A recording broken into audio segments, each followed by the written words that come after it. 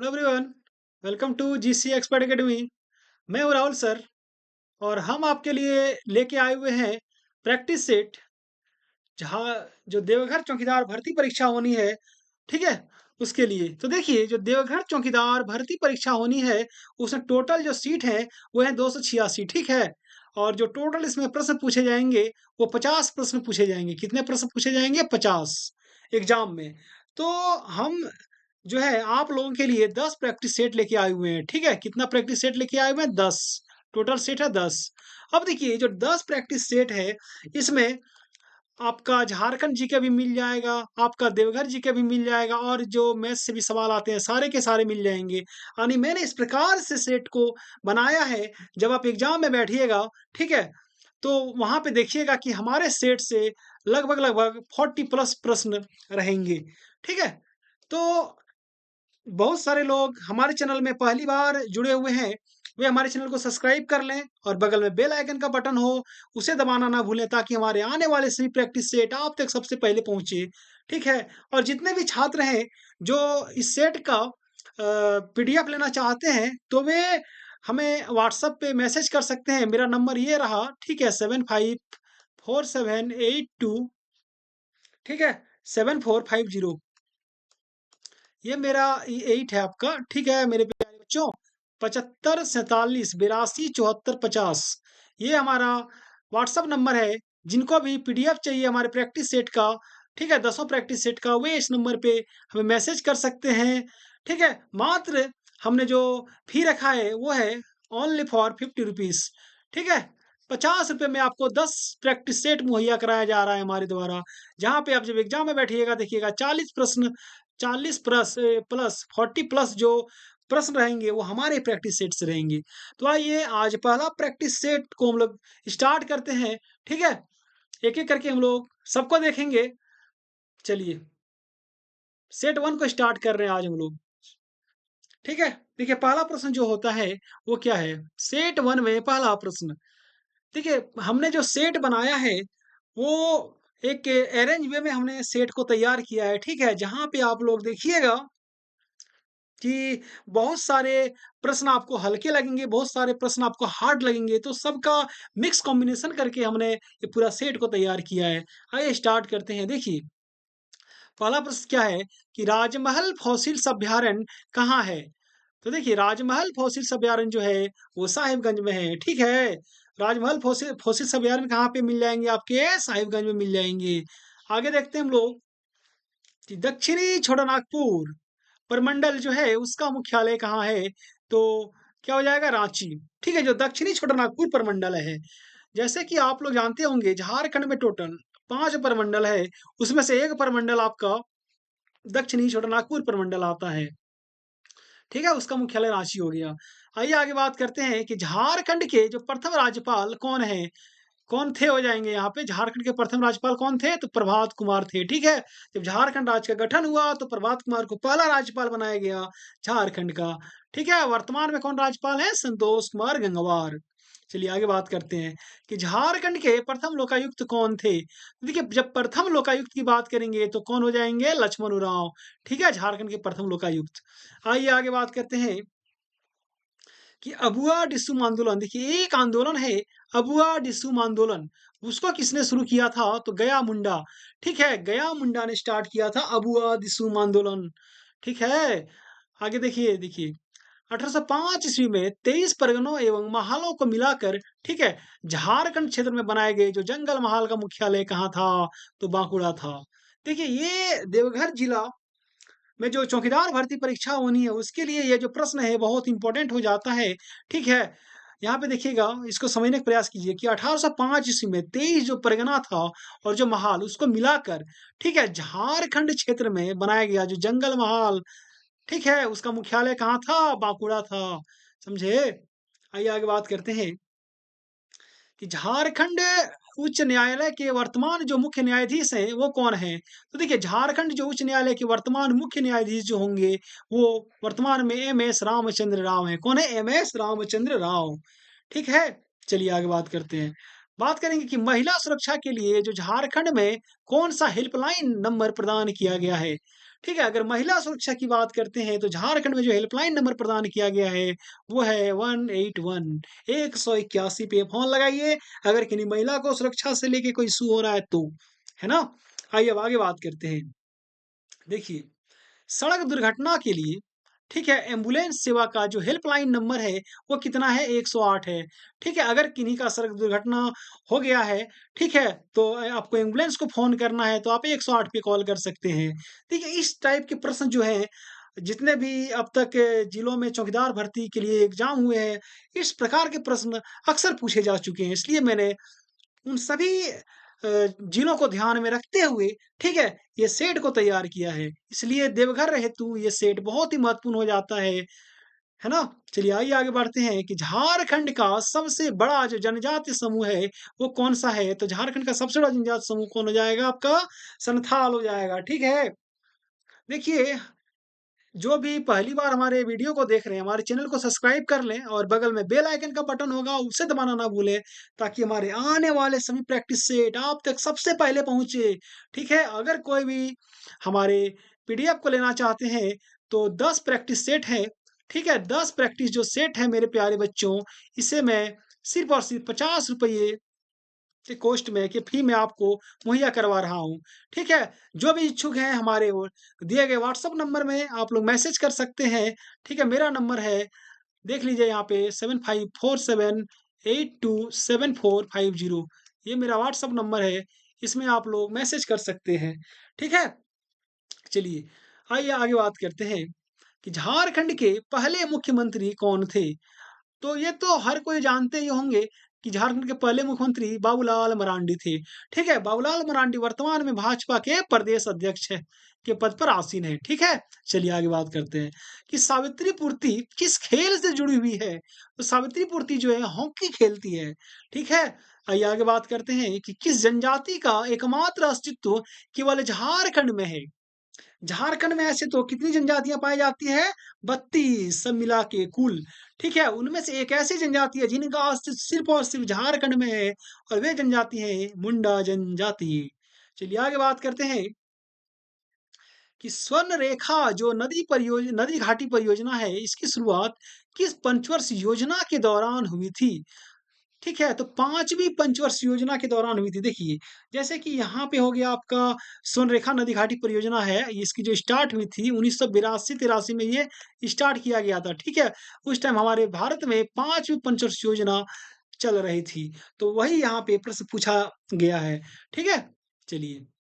आगे बात करते हैं कि बंगाल जो टेनेंसी एक्ट है, वो कब पास किया गया था? तो बंगाल टेनेंसी एक्ट अब आप लोग सोचते होंगे कि भाई चौकीदार के एग्ज़ाम में इस प्रकार के प्रश्न क्यों पूछे जाएँगे? तो देखिए देवघर जो है, वो लगभग-लगभग बंगाल से सटा हुआ इलाका है, ठीक है? अब मैं ऐसा क्यों कह रहा हूँ? क्योंकि संथाल परगना जो है वो बंगाल से सटा हुआ इलाका है ना? तो इसलिए बंगाल से भी रिलेटेड कुछ एक प्रश्न जो है आपके लिए महत्वपूर्ण हो जाते हैं। इसलिए बंगाल टेनेंसी एक्ट जो है कब पास किया गया था?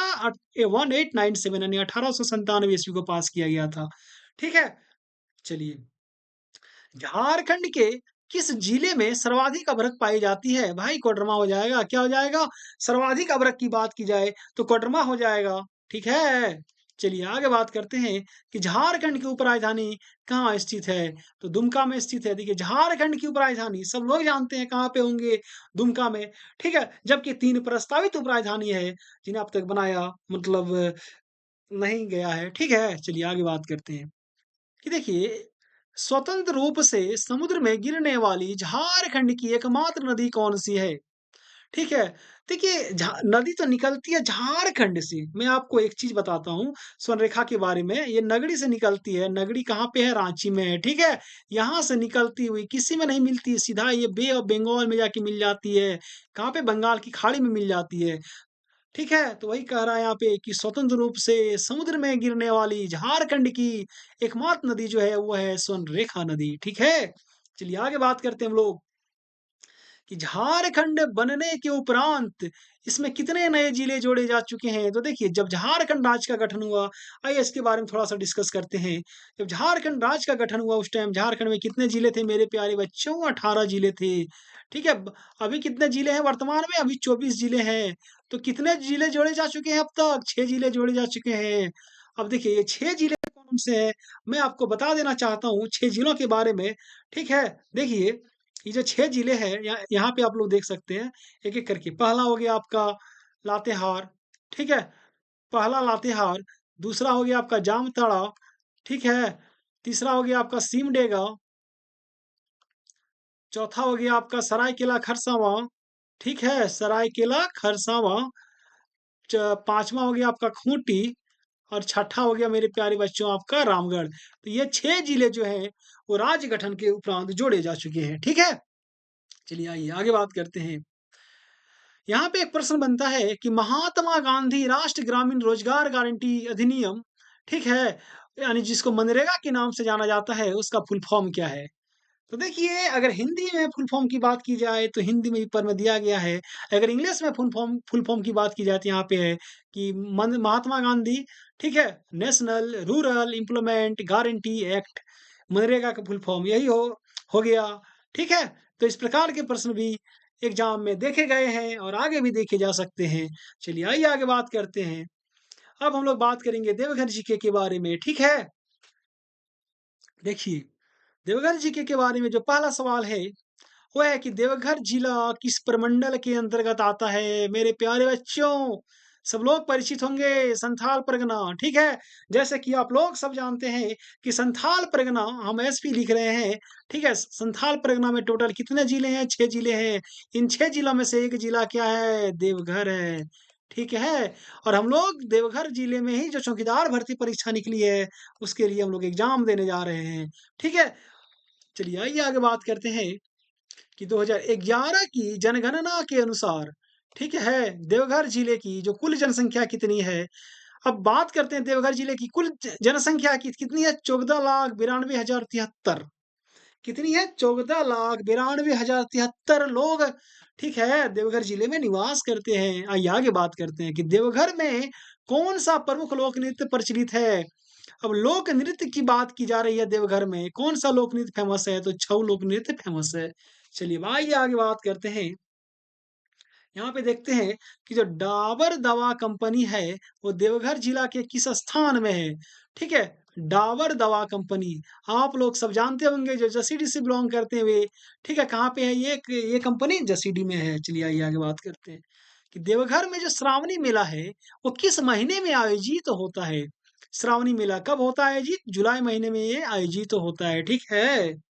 आइए आगे बात करते हैं कि हाल में ही में देवघर में किसने हरित झारखंड मिशन, ठीक है, इसको ध्यान से देखिएगा, हरित झारखंड मिशन है ये, के तहत जो वृक्षारोपण अभियान की शुरुआत की किसने की? तो ये सीएम साहब ने की, मुख्यमंत्री ने किया, ठीक है। अब आगे बात करते हैं कि देवघर जिले के दक्षिण में कौन सा जिला है? तो देवघर जिले के दक्षिण की बात करेंगे तो जामताड़ा जिला हो जाएगा। आइए थोड़ा सा मैं देवघर जिले के बारे में बता देता हूँ। मान ले मैं इसको देवघर मान लेता हूँ, ये हो गया आपका देवघर, ठीक है, तो ये हो गया आपका ईस्ट, है ना? ये हो गया आपका वेस्ट, ये हो गया आपका साउथ, ये हो गया आपका मेरे प्यारे बच्चों नॉर्थ।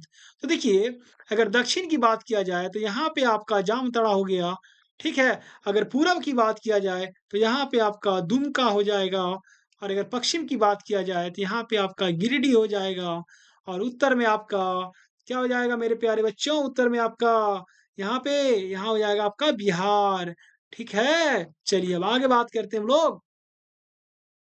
देखिए देखिए, देवघर से हैं आप लोग तो वहाँ पे जो स्थानीय भाषा है वो है खोट्टा, है ना? बहुत सारे लोग खोट्टा भाषा बोलते हैं, इसलिए खोट्टा से भी एक आध प्रश्न पूछे जा सकते हैं, इसलिए मैंने अपने सेट में खोट्टा से रिलेटेड 1-2 प्रश्नों को शामिल किया है, ठीक है? तो आइए देखते हैं कि खोट्टा भाषा में हटिया जो होता है, उसको क्या बोला जाता है? हटिया, हटिया को खोट्टा भाषा में पेठिया कहा जाता है। क्या कहा जाता है? पेठिया, समझे? देखिए आगे कि देवघर जिले के किस स्थान पर एम्स की स्थापना हुआ है? भाई देवघर में आप सब लोग जानते हैं एम्स है, ठीक है? तो किस स्थान पे है? तो देवीपुर प्रखंड में एम्स का निर्माण किया गया है, ठीक है? आइए बात करते हैं कि करों प्रखंड जो है झारखंड के किस जिले में है? तो देवघर जिले में है। करों प्रखंड बहुत सारे लोग करों प्रखंड से भी हमारे वीडियो देख रहे होंगे। जो भी करों करों प्रखंड से है, ठीक है? कमेंट करके बताएँ कि आप करों प्रखंड के किस ग्राम से बिलॉन्ग करते हैं, ठीक है? देखिए, हमने 10 प्रैक्टिस सेट बनाया है, ठीक है? 10 सेट बनाया है वो स्पेशली देवघर चौकीदार भर्ती परीक्षा के लिए, जो भी हमारा पीडीएफ लेना चाहते हैं, ठीक है? हमसे वो ₹50 इसका प्राइस रखा गया है 10 सेट का। आप हमारे व्हाट्सएप नंबर में, है ना? मैसेज करके ले सकते हैं। मेरा नंबर है, ठीक है? 7547827450। आप लोग इस नंबर में व्हाट्सएप कीजिए, है ना? जिन्हें भी पीडीएफ चाहिए 10 सेट का देवघर जिला चौकीदार भर्ती परीक्षा के लिए, ठीक है? चलिए आइए, आगे बात करते हैं। बात करते हैं आगे कि 2011 की जनगणना में देवघर जिले की जो शहरी जनसंख्या प्रतिशत कितनी है?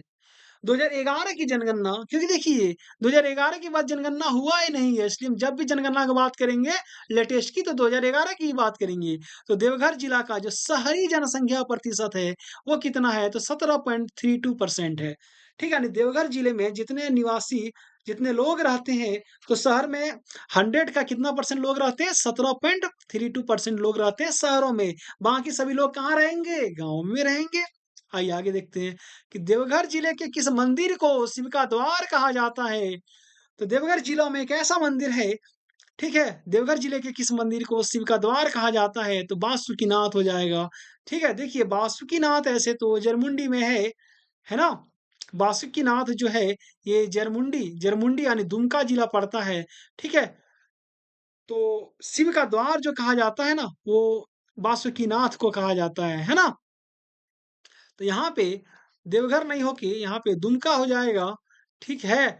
लेकिन ये कहीं न कहीं देवघर से रिलेटेड है। चलिए आइए आगे बात करते हैं कि झारखंड की जो सांस्कृतिक राजधानी किसे कहा जाता है? तो देखिए सांस्कृतिक राजधानी की बात की जाए तो देवघर को कहा जाता है झारखंड की सांस्कृतिक राजधानी।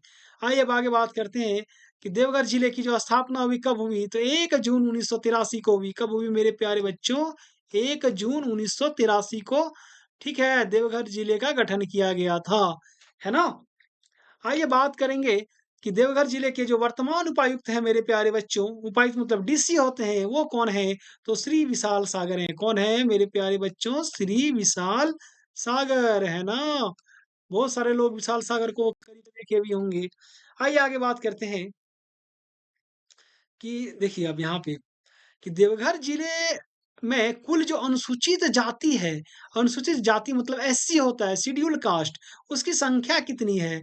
तो देखिए 1,90,036 लोग रहते हैं अनुसूचित जाति से आने वाले, ठीक है? यानी टोटल अगर अनुसूचित जाति की संख्या देखेंगे हम लोग कितनी है? 1,90,036, ठीक? आइए आगे देखते हैं कि देवघर का जो बाबा बैद्यनाथ धाम मंदिर है, ठीक है? वो किस युग के अंतर्गत आता है? तो वो त्रेता युग के अंतर्गत आता है। किस युग के अंतर्गत? त्रेता युग के अंतर्गत आता है, ठीक है? चलिए अब आगे बात करते हैं हम लोग। देखिए, आगे क्या है ना, आगे हम लोग बात करेंगे कि जो देवघर जिला है, ठीक है? उसका समुद्र तल से कितनी ऊँचाई है? समुद्र तल से देवघर जिला कितनी ऊँचाई पर स्थित है? तो देखिए 256 मीटर, ठीक है? अगर फीट की बात किया जाए तो 833 फीट हो जाएगा। अगर आपको इसका प्रत्यक्ष दर्शन देखना है, तो आप लोग देवघर स्टेशन जाइएगा या फिर बाबा बैद्यनाथ धाम स्टेशन जाइएगा। वहाँ पे देखिएगा लिखा होगा समुद्र तल से ऊँचाई 256 मीटर या फिर 833 फीट, है ना? आइए अब आगे बढ़ते हैं कि देवघर में किस नदी पर तापी बाँध स्थित है? तो मैराक्षी नदी पर। देवघर में एक नदी है मैराक्षी नदी। मैं मैराक्षी नदी के बारे में थोड़ा-सा बता देना चाहता हूँ, ठीक है? कि ये मैराक्षी नदी जो है, ये त्रिकुट पहाड़ी से निकलती है। कहाँ से निकलती है? त्रिकुट पहाड़ी से निकलती है। ठीक है मेरे प्यारे बच्चों? तो इसी पर तापी बाँध है, ठीक है? इसी पे तापी बाँध है। इस पे इस नदी पे एक और डैम है जिसको कनाडा डैम या फिर आप मसानजोड़ डैम भी बोल सकते हैं। ठीक है? मैं आपको आगे जब सेट कराऊँगा उसमें इस टाइप के प्रश्न मिलेंगे। चलिए अब आगे बात करते हैं कि बाबा बैद्यनाथ धाम यानी बाबा बैद्यनाथ मंदिर जो है, ठीक है? वो किस शैली में निर्मित है? तो वो द्रविड़ शैली में निर्मित है। जो बाबा बैद्यनाथ धाम का जो मंदिर है, वो द्रविड़ शैली में निर्मित है, ठीक है? तो देखिए कुछ सवाल जो हैं हमें डीप में जाके पढ़ना पड़ता है, क्योंकि देवघर जिला से वे कहाँ से प्रश्न पूछ दें ये कहना मुश्किल है। इसलिए मैंने सब चीज़ों को ध्यान में रखते हुए हमने 10 सेट तैयार किया है, ठीक है? अगर किन्हीं को पीडीएफ चाहिए तो हमारे दिए गए व्हाट्सएप नंबर में, ठीक है, मैसेज कर सकते हो। मेरा नंबर है 7547827450, ठीक है? मात्र ₹50 प्राइस रखी गई है, ठीक है? 10 सेट के लिए। जिन्हें भी जो भी इच्छुक है हमारे इस नंबर पर मैसेज कीजिएगा, ये मेरा व्हाट्सएप नंबर है, ठीक है? चलिए आगे बात करते हैं। देखिए देवघर जिले में जब चौकीदार भर्ती परीक्षा होगी, कुछ प्रश्न जो है वो मैथ से भी रहेंगे। तो आइए हमने भी यहाँ पे अपने सेट में कुछ प्रश्न मैथ से शामिल किया है। देखिए पहला प्रश्न क्या है कि 1 दिन का कितना परसेंट 3 घंटे है? तो देखिए जब आप कैलकुलेट कीजिएगा ना 1 दिन का, तो 12.5% हो जाएगा 3 घंटा 1 दिन का, ठीक है? चलिए अब आगे बात करते हैं। अब आगे बात करेंगे कि एक टीम अगला सवाल है, एक टीम 45 खेल जीतती है। कितनी खेल जीतती है? 45 खेल जीतती है। जो खेले गए खेलों का 60% था, ठीक है? जीता 45 खेल, जितना खेला उसका 60% ये जीत गया। तो टीम ने कितने खेल खेले? तो टीम ने टोटल 75 खेल खेले, ठीक है? आप लोग इसको घर में बैठ के सॉल्व कर लीजिएगा, है ना? चलिए, आइए आगे मतलब देखिए मैथ में इस प्रकार के प्रश्न पूछे जाएँगे। अब आगे देखते हैं कि एक वस्तु को, ठीक है, ₹2332 में बेचने पर एक व्यक्ति को 12% की हानि हो जाती है। कोई वस्तु है, उसको ₹2332 में बेचा गया, तो उस व्यक्ति को जो है 12% की हानि हो जाती है। तो वस्तु का लागत मूल्य क्या था? तो वस्तु का लागत मूल्य ₹2650 था। ठीक है? ये आंसर हो गया 2650। आप लोग घर में बैठ के कैलकुलेट कीजिएगा। आइए आगे बात करते हैं कि अगला सवाल है कि ₹2250 पर 2 वर्ष के लिए, ठीक है, 3% साधारण ब्याज प्रति वर्ष की दर से अर्जित ब्याज होगा। कितना? ₹135 हो जाएगा इसका आंसर, ठीक है? अब आइए आगे बात करते हैं। अगला सवाल है 2 संख्याओं का जो औसत है वो XY है। 2 संख्याओं का जो एवरेज है वो XY है। यदि एक संख्या आपका X हो गया, तो दूसरी संख्या क्या हो जाएगी? तो देखिए दूसरी संख्या जो हो जाएगी वो 2XY माइनस X हो जाएगी दूसरी संख्या, है ना? चलिए देखिए 5 प्रश्न जो है मैक्सिमम या फिर मिनिमम 5 प्रश्न आपको देखने को मिल ही जाएँगे चौकीदार भर्ती परीक्षा में, इसलिए मैंने हर एक सेट में 5 प्रश्नों को इंक्लूड किया है मैथ से। बाकी जो है आपका झारखंड जीके से भी रह सकते हैं या फिर देवघर जीके से भी रहेंगे। उन्हीं को ध्यान में रखते हुए मैंने ये सेट तैयार किया है। आइए अगला प्रश्न देखेंगे कि छोटानागपुर में जो विल्किंसन कानून कब लागू हुआ? तो 1834 ईस्वी में लागू हुआ था छोटानागपुर में विल्किंसन कानून। ठीक है? आगे बात करेंगे कि संथाल काश्तकारी अधिनियम जिसे कि आप लोग एसपीटी के नाम से भी जानते हैं, ठीक है? तो संथाल काश्तकारी अधिनियम जो है, वो कब पारित किया गया था? 1949 में। देखिए, पूरे झारखंड में ना 2 ही कानून चलता है, भूमि अधिनियम की बात जब हम लोग करते हैं तब से एक सीएनटी है, एक एसपीटी है। एसपीटी जो है ना, ये संथाल परगना के रीजन में चलती है। संथाल परगना के जो 6 जिले हैं, वहाँ पे एसपीटी लागू है, ठीक है? तो इसलिए जब हम देवघर चौकीदार भर्ती परीक्षा की तैयारी कर रहे हैं, तो हमारे लिए एसपीटी बहुत ही महत्वपूर्ण हो जाती है ना? इसलिए आपको एसपीटी से 1 या 2 प्रश्न एग्ज़ाम में देखने को मिल जाएँगे, ठीक है? इसी को ध्यान में रखते हुए हमने हर एक सेट में 1 या 2 प्रश्न एसपीटी से शामिल किया है। चलिए अब आगे बात करते हैं, ठीक है?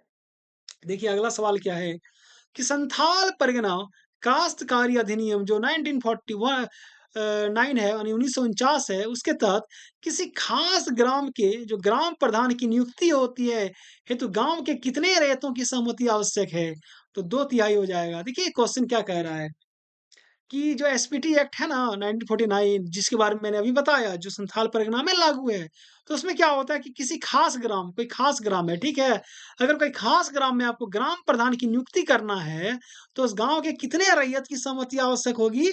तो जितना रैयत है उसका 2 तिहाई रैयत की सहमति आवश्यक होगी। ठीक है? बहुत सारे एग्ज़ाम में ये प्रश्न पूछे जा चुके हैं। उम्मीद है और संभावना भी है कि आपके चौकीदार भर्ती परीक्षा में भी ये सवाल पूछे जाएँ, ठीक है? अब आइए आगे देखते हैं कि पैसा कानून जो है उसको कब लागू किया गया? तो पैसा कानून जो है 24 दिसंबर 1996 को लागू किया गया था। ठीक है? 24 दिसंबर 1996 को लागू किया गया था। अब आइए आखिरी सवाल है, देवघर जिले के किस मंदिर को नौलक्खा मंदिर के नाम से भी जाना जाता है? तो युगल मंदिर है। देवघर जिले का जो युगल मंदिर है मेरे प्यारे बच्चों, उसको नौलक्खा मंदिर के भी नाम से जाना जाता है। तो इस प्रकार से हमने यहाँ पर सेट 1 को देखा, ठीक है? तो अगर हमारी वीडियो अच्छी लगी हो, तो आप हमारे चैनल को सब्सक्राइब कीजिएगा, हमारे वीडियो को लाइक कीजिएगा। मिलते हैं अब अगले वीडियो में, तब तक के लिए धन्यवाद। जोहार।